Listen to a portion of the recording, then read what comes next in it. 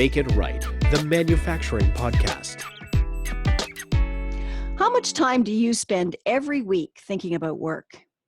If you lead a team, or even if you don't, in all likelihood, it's far more than the standard 40 hours. And if these hours are mostly filled with anxiety, frustration, doubt, or boredom, then you probably aren't doing your team, yourself, or your health any favors. My guest on today's show says work satisfaction doesn't come from having a specific title. It comes from spending time doing the types of things that excite you and give you energy. Imagine the possibilities if everyone in your business was firing on all cylinders, doing what they love to do. That sounds great, and we've heard it before, but how do you get there? This week on Make It Right, my guest is Cal Misener. He's been helping leaders create committed, passionate teams, and it starts with a committed and passionate leader. Cal's the author of The Freedom Framework, The Business Owner's Guide to Earning More and Working Less. And he joins me today from, I believe, Vancouver. Hi, Cal. Hi, Janet. How are you today? I'm really good. Thank you so much for taking the time to chat with me. I know you've had a really interesting personal voyage of discovery that led to the writing of your book and Yes. actually reinventing your career role as what is now called a people and culture consultant. So I'm really interested to hear how you actually got there. So tell us the story. Sure. I'll tell you the story. And thank you so much for having me. I'm really excited to be here today. My pleasure. So I'm going to try and keep it short and sweet, but I'm going to go way back in time. So back when I was actually just getting out of high school, I hung out with a group of 12 gentlemen, and we were very close, and we're still close to this day. I'm very blessed to have them, which is great. But what I found is most of them knew exactly what they wanted to do with their careers and with their lives. And I was one of those people that I had no idea. So for example, one of my friends wanted to be a chef. So he went to chef school and opened a restaurant and had a long, successful career. And like I mentioned, most of these gentlemen knew what they wanted to do, but I had no idea. So what do you do when you don't have a clue? You just start doing a number of different things. And I did everything from work in the Canadian Arctic Islands, cleaning up rig sites, to moving mobile homes, to, I won't go into all the details, but again, I was really just searching for, I saw people that were really excited about their careers and what they were doing, and I just wanted to be one of those people. So I continued on my journey of trying different things, and you know, you hear this saying about tapping into your passion and following your purpose, and I'm a big fan of those concepts, by the way, but I had no idea how to do that. But there was two things I did know. One is, and I think this is pretty similar for most young people starting out, is I wanted to make decent money, right? Because we all need to pay the bills. And two, I knew that I'd like to travel. So what I did is I actually got into the telecommunications industry. I saw a good friend of mine worked in that industry, made very good money, and he was traveling lots. I thought, hey, I can do that. So I got into the telecom industry, and excuse me, I had many very technical roles when I started out, and then leadership roles and senior leadership roles, but they were always around technology and operations. And what I learned, and I guess, Janet, I'm a slow learner. It took me a long time to figure this out. But what I realized, I wasn't that passionate about the technology and operations. What I was passionate about was helping other people ensure they had work they were excited about and career opportunities they look forward to and were learning and growing. So I literally, after 15 years of working in that industry and focused, like I said, on very technical roles, I called up the gentleman that I was working for at the time, and excuse me, and he's a good friend of mine, so this helped. But I said, Dave, you know all that technical stuff? I don't want to do that anymore. And he said, okay, Cal, what is it that you want to do now? And I said, I want to support your team, but from a people and culture point of view. And I didn't even really know what that meant. You know, the term now, I think, is ubiquitous across many industries and replacing the term human resources. But at the time, that wasn't what I had in mind. Again, what I had in mind is I knew that I loved supporting other people in their growth, and that's what got me excited. So I created a role for myself in the company that I was working for at the time. There's 43,000 people in this company, and I called myself the People and Culture Champion. And my job was to support Dave's team of 700 people across Canada And really my job description was to make it a cool place to work. And I'll talk more about how we did that in a moment. But what was very, very exciting for me is I was able to completely realign the work that I did and focus on the things that excited me and got help with the things that I wasn't quite as excited about. And so, talking about my own story and being able to transform my work and my relationship to my work and really marry the things that I was passionate about personally with my career was it was transformational for me. It was for the first time in many, many years, I felt like, and I certainly didn't have all the answers, but I felt like, you know what, this is a step in the right direction. This is feeling better. I feel like I'm on the right path. And so because that felt so good for me, I thought, I wonder if I can help facilitate this for other people. And so I was supporting Dave's team of 700 people, like I mentioned, across the country. And I still had a small team of 14 people that were reporting directly to me. And I started to have different conversations with them. So my standard, we always had one-on-one conversations. And as a good leader, I felt that you should do that. But really the topic of our conversations in the past had been around key performance indicators and performance metrics. And don't get me wrong, those things, of course, are still important. But I also started to ask questions like, really simple questions. I think a lot of us, and like I mentioned, when I was young, I certainly fell into this category as starting out being motivated by money. And a lot of people, I believe, feel they need to stay in a certain career or a certain job because of the money. So I started asking questions to the folks that I supported, like, so if you won the lottery tomorrow, for example, and money was no longer a concern, how would you like to spend your time? And what I found is by having those kind of conversations and really getting to, what motivates people on a much more deeper level, I was able to help facilitate this idea of aligning their passions with their profession as well. And so, to your point, and thank you again for the lovely intro, but that is what I've dedicated my life to doing. I really feel like we have an epidemic of people doing work that they weren't meant to do. And I envision a world where we all get to do the work that we're excited about. And I think the world will just be a much happier place because of that. Well, and I think it does. Yeah, it takes all kinds in the world, doesn't it? Right. So surely there is somebody out there who will do the thing that you don't want to do. And if you're in a big corporation like you were, you can find that person in-house because, gosh, you've got that many people to pull from, right? Absolutely. And can I tell you a quick story in that regard? Sure. Yeah. This was one of my many career stops in that environment, but I was working for a lady at the time, and we were having some challenges with some of our wholesale providers. So I was part of the group that in the telecom industry, many carriers, like they share facilities and and you have these different agreements. So the lady I was working for at the time, we were having some service challenges with one of the other providers. And what I've now come to learn is that, to your point, Janet, I think we all have a theme, or there's the things that we love to do and enjoy spending our time on certain things, and there's other things that we really don't. And at that time, this particular individual needed to go meet with these executives from this other company and talk about our service levels. And she was a very data-driven person, very analytical, but did not like conflict and did not really like to, sit in front of customers. And the irony at the time, I was actually doing data analysis, which I think I'm pretty good at, but I really dislike it. And so, but my passion or my theme, and having done, some real deep investigation in this, I know for me, it's around networking and relationships. So if I'm building relationships, meeting with other people, I'm thrilled. So in this particular case, I asked her, I could see she was losing sleep. She wasn't eating. She was so distraught about having to go to this meeting. And so I asked her, I said, would you like me to go to that meeting on your behalf? And I could just see the weight of the world fall off her shoulders, right? She just sighed and she's like, oh, Cal, would you do that? And I said, I would love to do that under one condition. And she said, anything, you name it, because again, she's just very relieved to not have to take this meeting and address this conflict. And so I said, the one condition is I need someone to help me with data and analytics. And she's like, yes, done. Consider it done.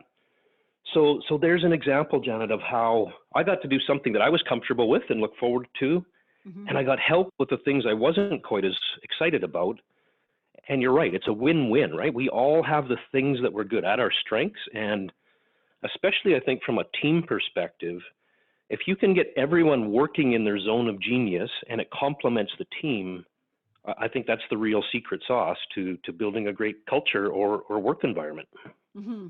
This is a real uphill battle, isn't it, Cal? Because let's be honest, and you said it right at the start. Sometimes we don't know what we want to do when we get started, but we know we want to make decent money and we want some security and whatnot. And okay, I'll look at that job because I'm pretty good at doing that and I can do that, but I don't really like doing it, but I can do it and it's going to pay me well. And all of a sudden, 10 years down the road, you've been toiling away for 10 years doing something you never liked doing, and you're collecting a paycheck and you're getting it done and people are respecting you at work, but you're not the person you're supposed to be. So just explain or give me a picture of a person who is totally like not an aligned person and how this issue is reflected in a business culture. Sure.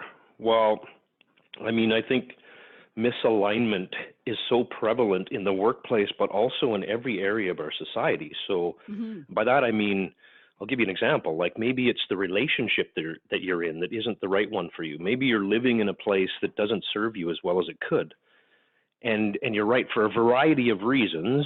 Often it's money driven or family reasons, or, we stay in these situations that don't serve us as well as they could. And I'll just throw in what I mean by alignment, and I apologize in advance because I'm probably going to set a record for the amount of times I say that word, but it's a concept and a word that I'm a little bit obsessed with these days. But when I talk about alignment, what I mean in general terms is doing more of the things that serve you or that you enjoy and less of the things that don't.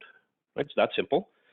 And then when it comes to work, as a leader, am I doing work that excites me? And am I getting help with the stuff that doesn't excite me quite as much, sorry. And then thirdly, when you look at your employees or team members or whatever term you use for the people that you support as a leader, are they in the right roles doing work that they're excited about? Okay, so that's what I mean in terms of alignment. Now, like I mentioned, this can impact every area of your life, but it's very prevalent, I think, in the workplace. And like you said at the outset, when we spend at least 2/3 of our waking hours as adults in the workplace, the cost of doing work that is not suited to you or that you don't enjoy is immense, right? It can impact every area of your life. You think about it, if you go to work and you have a day or a job that you're really just not that excited about, how do you come home? How do you show up when you get home to your family, to your children, to your friends, right? It can impact every area of your life. And that's why I'm so passionate about helping people with this idea of alignment.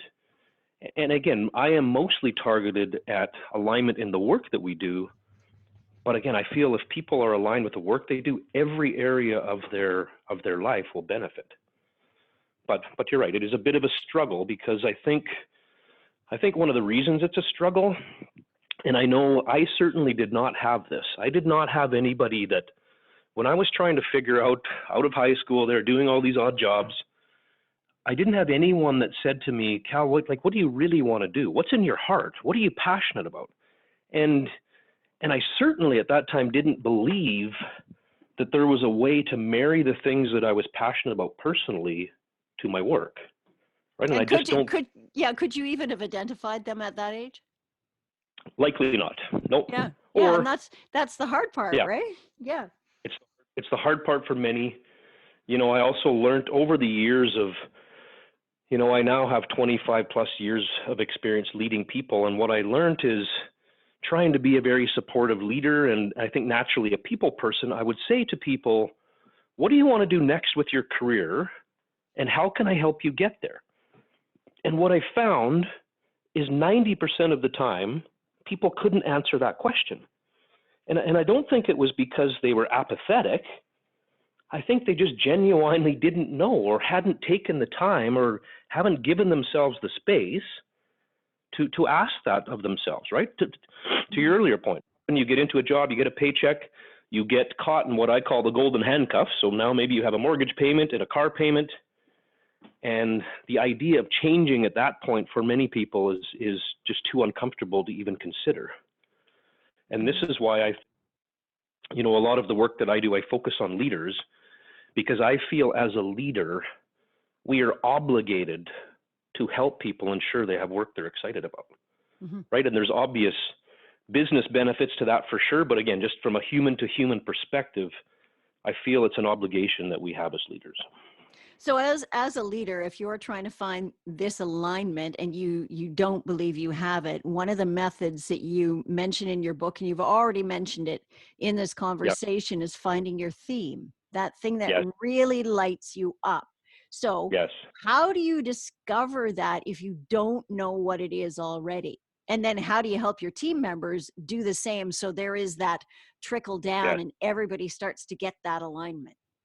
Yeah, it's a great question. And fortunately, if you know where to look and you're aware of this concept of alignment, there are actually several tools out there. So we've created our own tools. So certainly, I'd be happy to provide the listeners with access to those, but there's many ways to do it. And there's things like DISC, you may have heard of that. There's things like Strength Finders. There's a number of different ways to give you insights into the types of things that you enjoy. And so, but you're right, often like we talked about, people don't know what that is.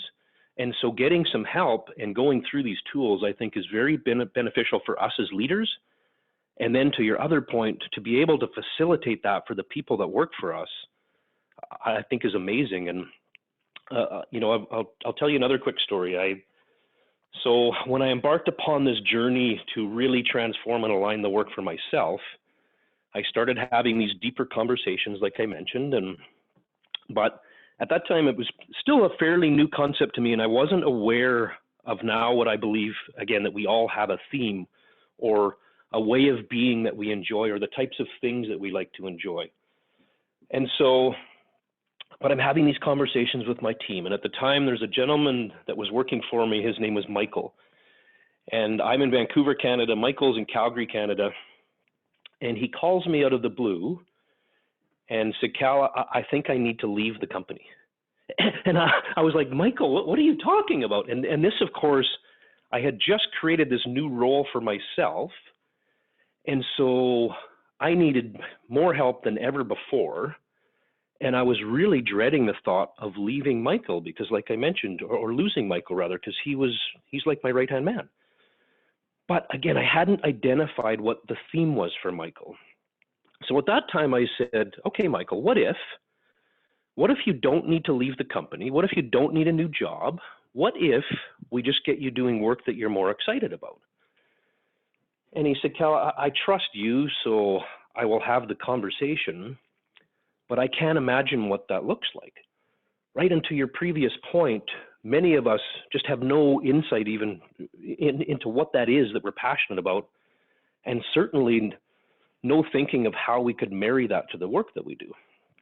So what I did know about Michael's a very creative guy, and his theme, and I now know this more deeply than I ever did, is his theme is around creativity. So Michael's a photographer. But not only does he like taking photos, he likes to take Photoshop and create them and transform into these unique works of art. And at the time, I had Michael doing the scheduling of data migrations. So probably the least creative function in our company, or perhaps even on the planet. Super fun. And I now see in hindsight how misaligned it was for him. But again, I didn't know that at the time. So he said, okay, Cal, I trust you. I'll have the conversation, but I can't imagine. He just couldn't see it from where he was sitting. And what I wanted to do, excuse me, as the people and culture champion, I wanted to celebrate our successes as a team, but I didn't want to do it in the standard, like stuffy corporate talking head fashion. I wanted something that was cool and impactful and emotive. And so I shared this idea with Michael. And Michael said, Cal, I think I got an idea. Just leave it with me.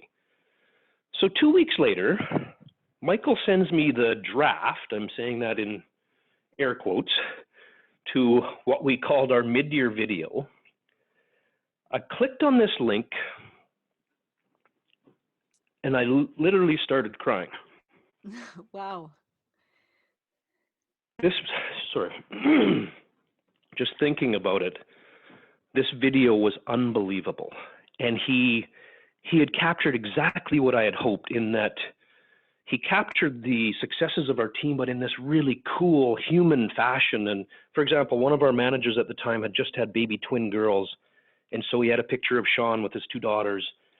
And we also, at the time, we had some flooding in southern Alberta, and a number of our team members were out helping customers and helping get people to higher ground. And so he had captured some of those highlights, and he captured a number of our business accomplishments, but again, the real human element to our team. And so I was just blown away. And again, I'm in Vancouver, Michael's in Calgary. I phoned Michael, and I remember this conversation to this day. He answered the phone, and I said, "Michael, are you frigging kidding me?" And he's like, What? Did I do something wrong? And I said, "No, Michael. Like, this is so incredible. It's amazing. It's nothing wrong. It's unbelievable." But this is an example, I think, of when you can unlock someone's potential, right? When you can unlock the things that they're really passionate about and marry that to your needs as a team or as a business, this is where you see these extraordinary results.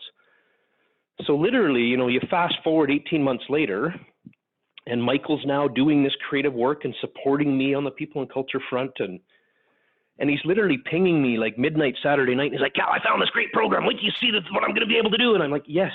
Can we talk about this on Monday morning, please? Because it's Saturday night at midnight, right? That's the point. Michael is living and working within his theme.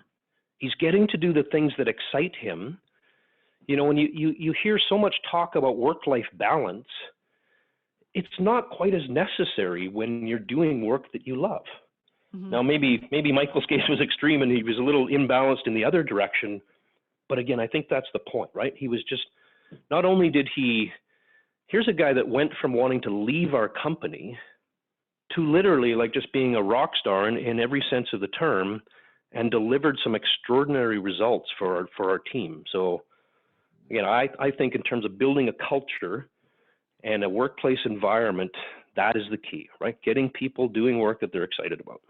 So with Michael, did you find someone else to do all his data stuff? Somebody else that was super passionate about that and wasn't doing it? But then when you said, "Can you take over what Michael's doing so he can do this?" They went, "Yes." Yes, did you find that absolutely. Yeah. Okay. So it's a bit like, go ahead. Sorry, just going to say to your point, I think, is we found a successor for Michael, but even when I was looking for that successor, I was doing it through a very different lens, right? It's not just who can I find that can fill those shoes. Mm-hmm. It's like, who's going to be so passionate and excited about data migrations that they're going to knock it out of the park just like Michael did on the creative stuff. And I was able to find someone, and it was actually a promotion for them, and it was a move into a role that they were truly excited about. So it's a win-win for everyone if you can do that. That's Cal Misener. He's Chief Happiness Officer at High Performance Culture, and his advice and insights are taken from his journey to alignment for himself and his team members. Cal is also the author of The Freedom Framework, the business owner's guide to earning more and working less. And Cal has kindly agreed to give away a copy of his book on the show. So please send me an email at makeitRightPodcast@gmail.com. And the first listener who gets in touch will receive a copy. And Cal will join me again next week. That's our show this week. Please check out our Twitter and LinkedIn feeds that are on our podcast page at lucidi4.com, and subscribe and share this podcast with your friends and colleagues through iTunes, Google Play, Stitcher, Spotify, and YouTube. The Make It Right podcast is brought to you by Kevin Snook, leadership advisor and author of the best-selling book, Make It Right, 5 Steps to Align Your Manufacturing Business from the Front Line to the Bottom Line. I'm Janet Eastman. Thanks very much for listening to the Make It Right podcast. We'll see you next week.